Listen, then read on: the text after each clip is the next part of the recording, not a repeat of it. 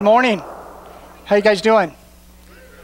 Welcome. My name's Jack. I'm one of the pastors here, and we are so glad you joined us, especially if it's your first time here. We know that going to church anywhere for the first time can be a little scary, and church people can be a little scary, and if we are, I apologize. But I think we got a pretty good bunch here, actually. So as you can tell, I did get a haircut. When I go to get a haircut, it's one of the few times that I'm tempted to lie about my profession. Riding on airplanes is the other time. Because on an airplane, if I tell someone I'm a pastor, that pretty much shuts down the conversation. Unless they're a follower of Jesus, then they want to tell me all about their church and ask me hard questions. And getting your haircut's the same way. The danger in that is people will give you what they think is a pastor haircut. And I even told her, don't give me a pastor haircut, whatever that means to you. But this gal, I hadn't had her before, but she actually goes to a church in Greeley, and she wanted to tell me all about it and ask a bunch of theological questions. And so she kept asking questions, and she kept cutting and asking questions and cutting. And until I answered her questions, she wouldn't stop cutting. And here we are. So, but it always grows back, and it was a good conversation. Well, we are going to wrap up a series we've been in. We've been looking at the highlights of 1 Peter, and kind of a common theme in 1 Peter is that this world is not your home. You're just visiting. You are headed to another place, a different destination, and in light of that, you should be different. You should stand out. There should be some things about you that are different. And so we've been looking at some of these different things, and today I want to look at kind of an unpopular topic. Pretty unpopular. It was a promise made by Jesus to us, about us. But before I get into this unpopular promise, I want to look at some things that Jesus did not promise, just to make sure we're on the same page. Jesus never promised us that we'd be wealthy. Did you know that? He never promised us that it would never rain on your vacation. He never promised that your toilet would never back up. He never promised that your car wouldn't break down. He never made these kinds of promises. He never promised that your water wouldn't be shut off when you come back from sabbatical, which is what happened to us. It was one of the few bills that it was still an old paper bill from the town of Windsor. I had it set it up, and I thought I had covered everything, and we came back from sabbatical after traveling all day, flying from the West Coast, and there was this big bright hanger on our door, and I thought, hey, Wendy, somebody left us a little thank you. They're welcoming us home, And we get up there, and it says your water has been shut off. But I had the time, and it was like 30 minutes before. And it's a Thursday night, and I'm thinking, what's it going to take to get the water back on? I mean, how long is it going to take? I mean, are they going to drag this out all weekend? And the first thing you kind of notice is that you get one flush. And you need to be really strategic about that. And the guy that brought us back from the airport used one of the flushes. So I was already thinking about, what are we going to do? And Wendy was just in straight panic mode. I mean, all you want to do after a flight like that is take a shower and relax, and can't do any of that. And you're kind of thinking, come on, God, we were on sabbatical, and we have to come home to this, the water shut off. But life happens, doesn't it? And God never promised us, Jesus never promised us that everything was going to be great. In fact, he did promise us that if you're a faithful follower of Jesus, if you're set apart, if you're non-conforming, if you're standing up and speaking up for those who can't, you're going to face opposition. And he uses some really strong language. In fact, this is what he says. He says that you will sometimes be hated because of me. You'll be hated and you'll be persecuted because of me. Kind of paraphrasing John 15, verses 18 and 20, He said, if the world hates you, keep in mind it hated me first. If they persecuted me, he says, they will persecute you also. And that's what you signed up for. And sometimes we don't like to hear that. I mean, this today is going to be the most encouraging message you never wanted to hear. Believe me. But let me tell you this, we're going to get to Advent stuff in a few weeks, and it's going to be hope and love and peace and all the good stuff. But we got to get through some challenging stuff this morning. So I've titled the message, Under Fire. When you're under fire, when you're under it, when you're being persecuted because of your faith. Now remember the context of 1 Peter. He's writing to a group of followers of Jesus who are under Nero, and this guy is just twisted. This guy is a Roman leader who's just terrible. And many would argue that during this time was when church came under the most persecution in history. But you could make an argument that there's still a lot of that going on today, and that maybe even today we're under some of the most persecution. If you live in an Islamic country, little has changed from the time that Jesus was there. In the United States, you know, it's persecution, but it's not like a lot of our brothers and sisters across the planet are facing. But I did read some statistics that I'd like to share with you. I read that in an average month, over 300 Christians are killed for following Jesus. In an average month, over 200 churches are burned or completely destroyed. In an average 30-day period, there's upwards of 800 followers of Jesus who are tortured, raped, imprisoned for their faith, beaten. Now, we don't experience a lot of that, but our persecution does come, and it comes in subtle ways in the U.S. Maybe you don't get the promotion because you're a follower of Jesus. Maybe you're kind of the butt of the jokes at the office. You know, maybe you don't get invited to the party because they know you're a follower of Jesus. And all of this is persecution. And Jesus said, if you follow me, sometimes the world will hate you and you will be persecuted. You will come under fire. And then Peter says in verse 12, he says, dear friends, don't be surprised. Don't be surprised at the fiery trials you're going through, as if something strange were happening to you. He's like, this is normal. This is what it's all about. This is not strange. You're not doing anything wrong. This is how it's supposed to be at times. And he's telling people who are hurting, and I know many of you are hurting today and you're going through stuff, to not be shocked, to not be surprised. If you're living boldly for Jesus, you'll face opposition. If you're living different, if you're set apart, you'll face opposition. So he says, don't be shocked. Don't be surprised when you're criticized, when you're ridiculed, when you come under fire.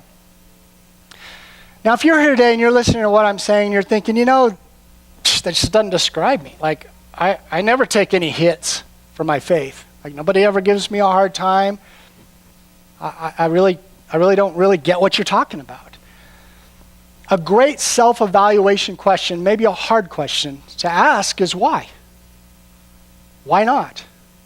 Why aren't you facing opposition? Now, if I can just use some football terms for a second. I know a lot of you watch football, play football. You know, if you're playing on the field and I'm sitting on the bench and I'm flipping my water bottle and I'm taking selfies and I'm flirting with a real pretty cheerleader named Wendy and I'm just like in my own world, you know, I'm not even paying attention to the game. Do you think the other team is worried about me at all? Do they care about me? Have they studied film on me? Not at all. They don't give a rip about me. They don't care.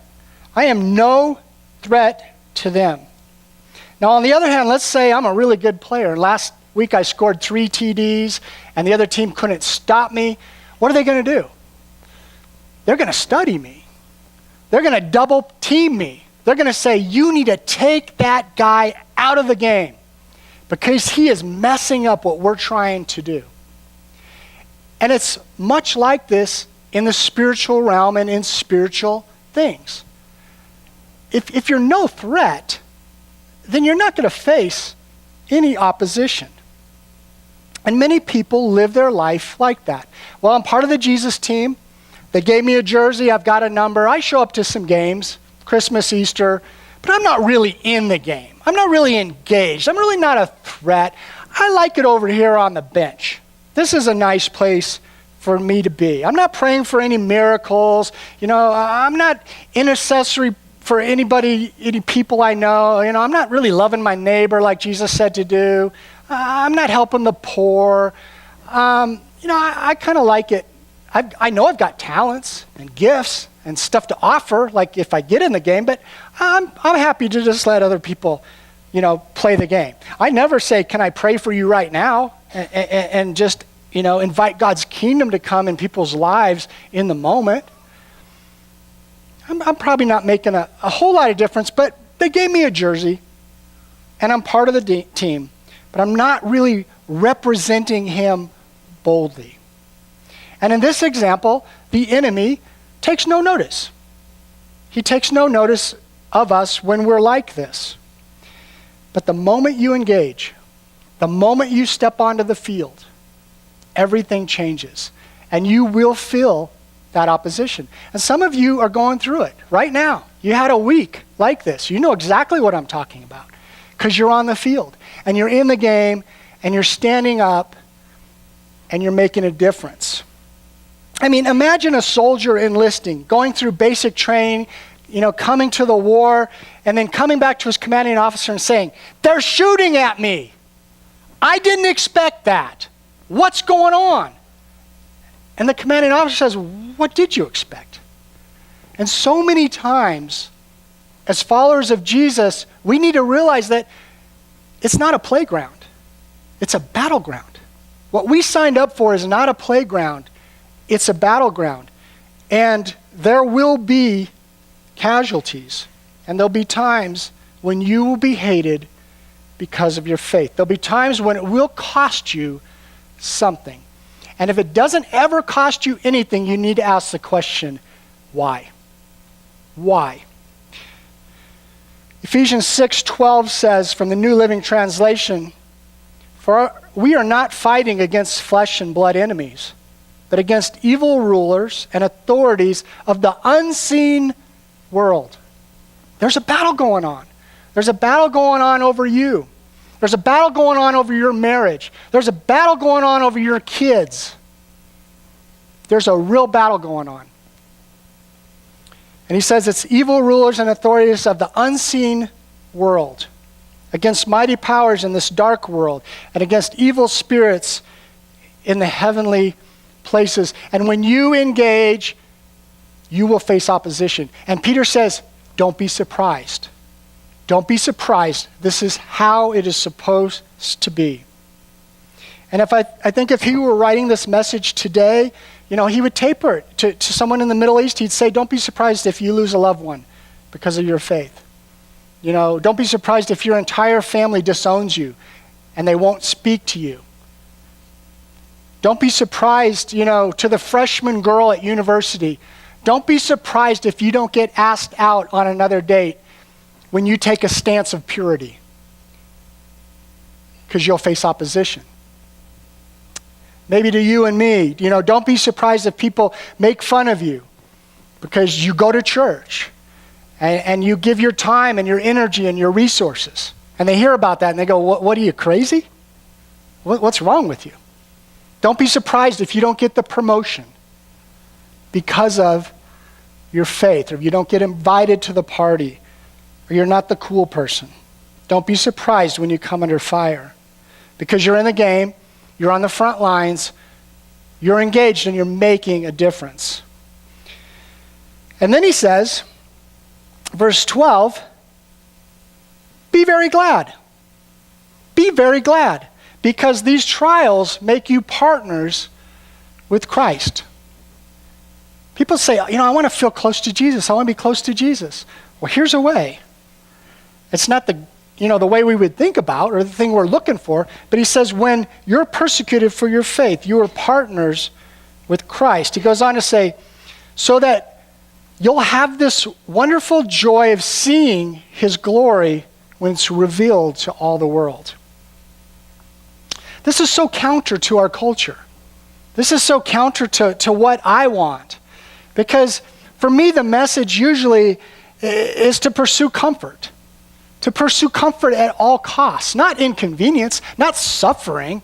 I pursue comfort at all costs. I would much rather have a nice, convenient conversation with you than one that's full of confrontation. I don't want that. I'd rather have a nice, easy day than one that's full of pain. Comfort is something that we often pursue at all costs. We even sometimes spiritualize it a little bit, And our prayers sometimes are all about comfort and taking care of me and protecting me. And, I don't want any kind of opposition or conflict. Dodge it at all costs. The path of least resistance. How does this play out today? Well, maybe you're at a party and you don't correct someone after they, make a racist or sexist joke. And I should have said something. But I didn't. Because I don't want to offend anybody. I don't want to rock the boat. I don't want to cause any problems. I don't want any conflict. So we just keep our mouths shut. We don't want to be that guy or that gal that they talk about. And there we are pursuing comfort. And yet Peter paints a very different picture in this book. And he says that when they make fun of you because of Jesus, it's to your credit. It means you're doing something right. You're on the right track. I want to show you a couple of illustrations. I'm calling them life cycle illustrations just to kind of drive this home. So this first one that's on the left, is it your left? Yeah. So pursue comfort, what I've been talking about. Above all else, I got to be happy. Above all else, everything just needs to run smooth. No conflict. Don't rock the boat. Smooth sailing. And because that's our pursuit, we avoid confrontation. We avoid opposition. Don't upset anyone. Don't make anyone mad. Just fly under the radar, right? Fly under the radar. But then what happens is our faith weakens. And we realize, I stand for nothing. I'm not passionate about anything. I don't seem to care about anything. And we've taken ourselves out of the game. And then suddenly life is empty. We feel empty inside. We feel far from God. We feel like we have no purpose and no meaning. And we begin to think, there has to be something more because of this void inside, this God-shaped void.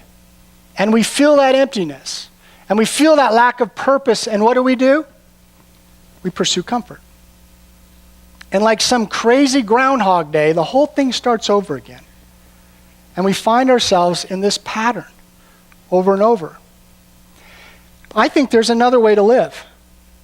I think there's a way to live that Peter's trying to tell us about. But let me warn you, it takes courage. It's not for the faint of heart. It's not easy.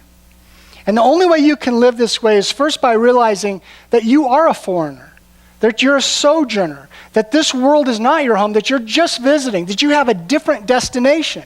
These are the things, the words that Peter started the book out with. He said, you have to see yourself as an alien of this world. You have a heavenly kingdom, and you serve a king that's not of this world. A spiritual destination. And what he stands for and calls you to is very different than the world. He teaches you to love when people hate. He teaches you to give even more when they take advantage of you. He teaches you when they ask for your coat to say, hey, here's my shoes and my coat and my everything. What do you need? To go the extra mile. He teaches you that you have to live radically different. He says things like turn the other cheek when you're offended. And if you choose to live that way, it's a totally different life cycle. And it starts by getting up in the morning and saying, I'm going to live boldly for Christ. I'm going to live boldly for my faith, starting right now. When my feet hit the floor, I'm going to live boldly. I'm going to adjust my priorities. I'm going to share my faith with people. I'm going to do what's right, even when it costs me. I'm going to look for people and ask them, can I pray for you right now? I'm going to leverage my time and my talents and my money for things that matter, for kingdom stuff. I'm going to lay down some of my rights and my comfort and my convenience. And when you start that way, I guarantee you'll face opposition. You'll face lots of opposition because now you're in the game. And now they're saying, hey, look out for number 7. Number 7, man, watch out for that one. Put a double team on number 7. Number 7 is messing things up for us. Number 7 is praying for people.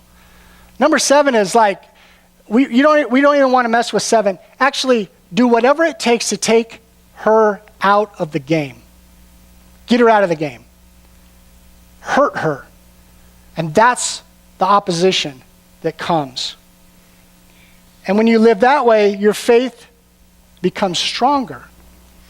And you feel closer to God, and you're in the zone, and you're living on the edge, and you're seeing miracles, and you're seeing the power of the Holy Spirit change lives.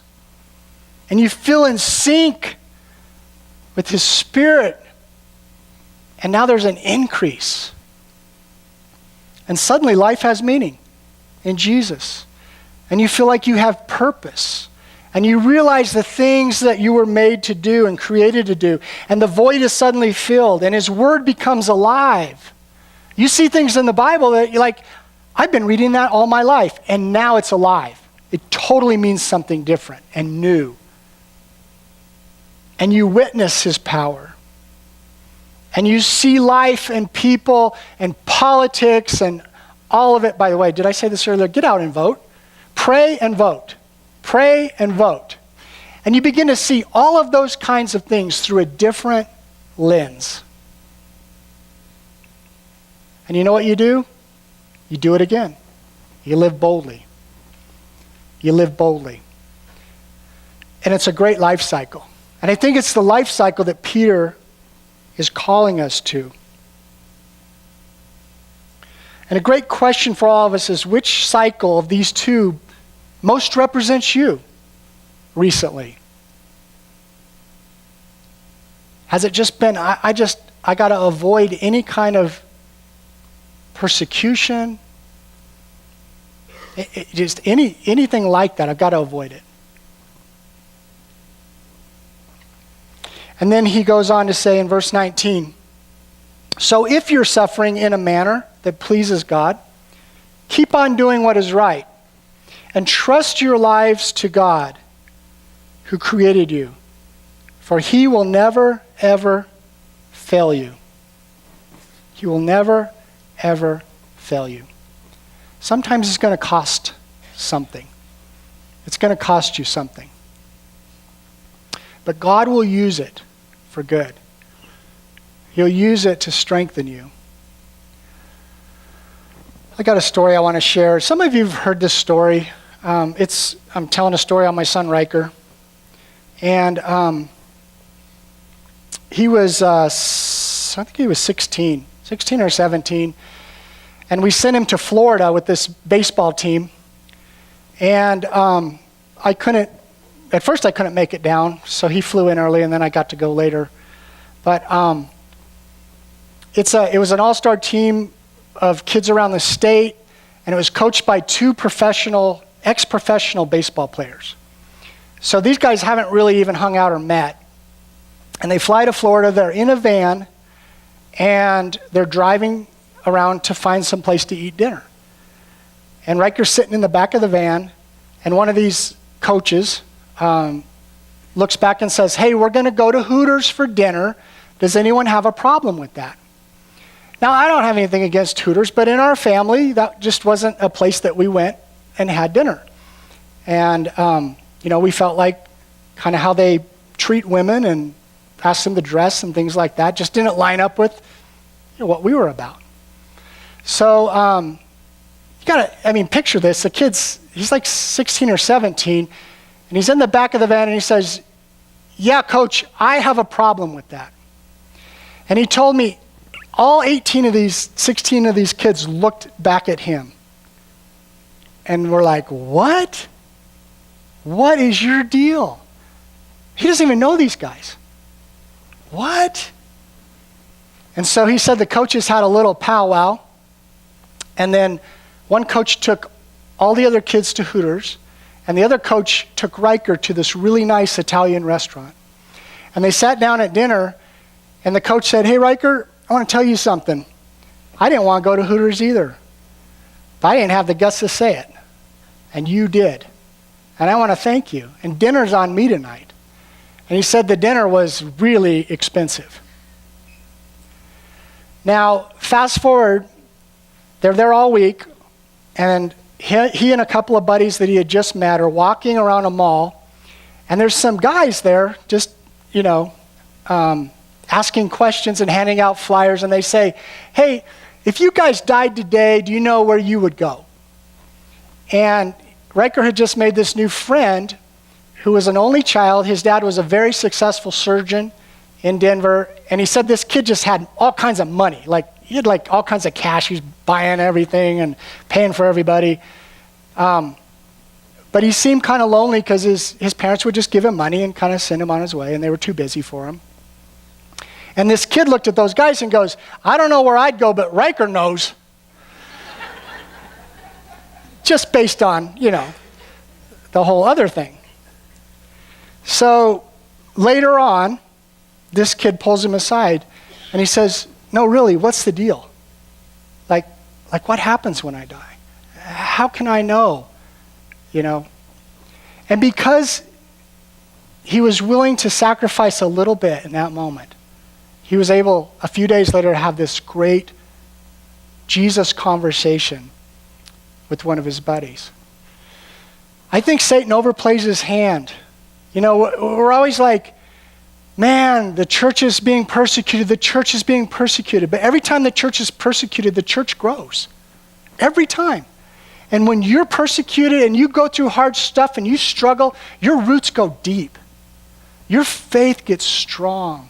You begin to know who you are and whose you are and what you're about and what your purpose is. And I think Satan overplays his hand when he brings the persecution. Well, I've gotten way off track. Let me find where I'm at here. Oh, this is good coming up. So that verse that I read in 19, Peter gives us a little bit of insight, a principle to live by. Can you bring that back up, Nate? That verse 19. Do you see the principle? Let me boil it down for you. What I see here is do what is right and trust God with the results. Can we say that together? Do what is right. Good, you're listening. Do what is right and trust God with the results. In every arena of life, at work, even if it's going to cost you something, do what is right and trust God with results. In your relationships, do what is right and trust God with the results. In your finances, do what is right and trust God with the results. How you raise your kids, do what is right and trust God with the results. In the face of peer pressure, do what is right and trust God with the results. And what that means is those of us who are followers of Jesus, we don't cut corners. We don't look for the easy way out. I mean, even Jesus prayed before he went to the cross, if there's another way out, bring it. I mean, we can pray that. But once the answer is, no, you need to go through this, then we go through it. And we trust God with the results. There's times when you're going to have to stand up and say, I'm sorry. I can't do that. I'm sorry, I can't do this job. and it's going to cost you something, but you leave the job. We do what is right, and we trust God with the results.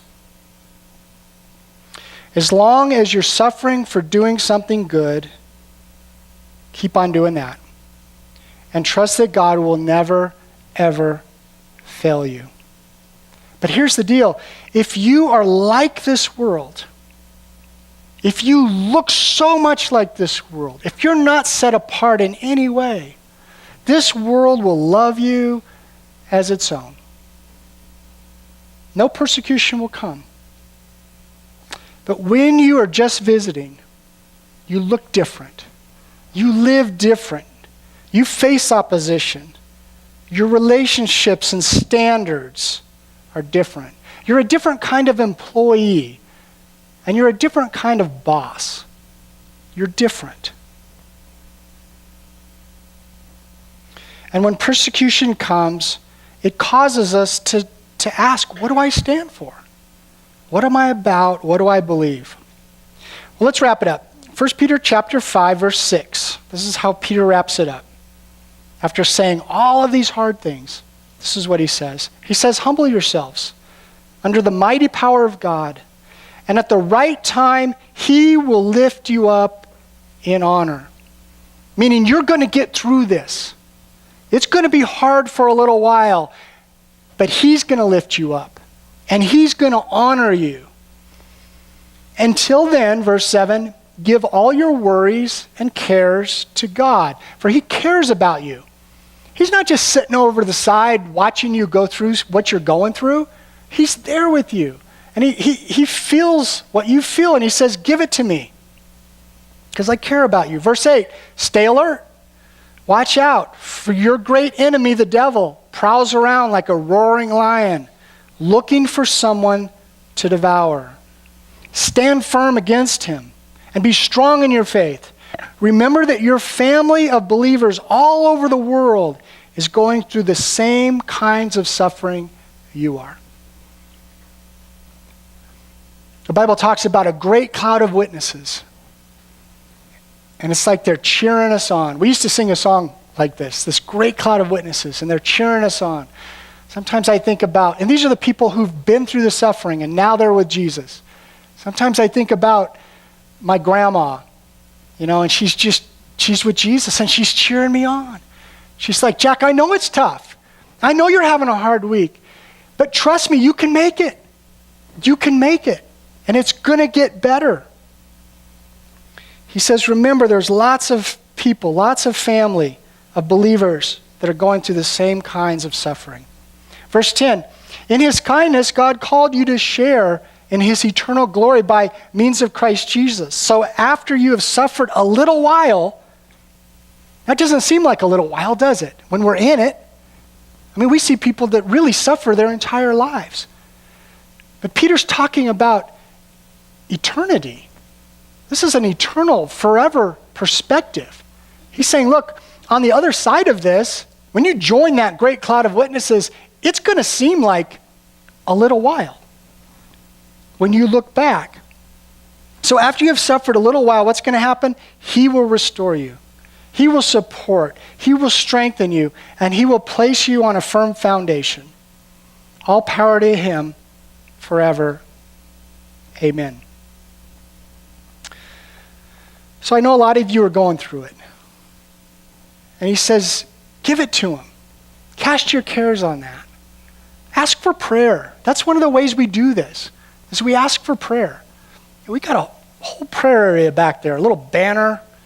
We have people back there, real people. And you can go back there and get prayed for. Jeff's going to be back there. He's a real person. And he would love to pray for you, whatever you're going through. You're not an inconvenience. And so in these, while we're worshiping, singing songs, go back there and get some prayer. I think there's another group that needs to go back and get prayer today. And that's the group that, you know what, you haven't faced any opposition in a long time. It's been pretty smooth sailing. You're not in the game. You're on the bench. And we need you in the game. We need number 5 in the game. We need you, Because you know what? There's things that you were created to do among us that really only you were created to do. I mean, God will make up the difference and find somebody else to fill that whatever slot, but he's put gifting and talents and things in you, and you need to be in the game. You need to be in your lane doing what you were created to do. We need you to do that. We need you to not be on the bench. There's another group, and I just got kind of a picture first service of people that you're just laying on the sideline. You're just a puddle. Like you haven't even made it back to the bench. I mean, they took you out so hard that you're just laying in a little puddle. I mean, the ambulance hasn't even come yet. And if that's you today, get prayer. Get prayer for that so you can get healed up. So I'm hoping to see a big old line of people back there. Today will be kind of get prayer day, all right? Let's stand.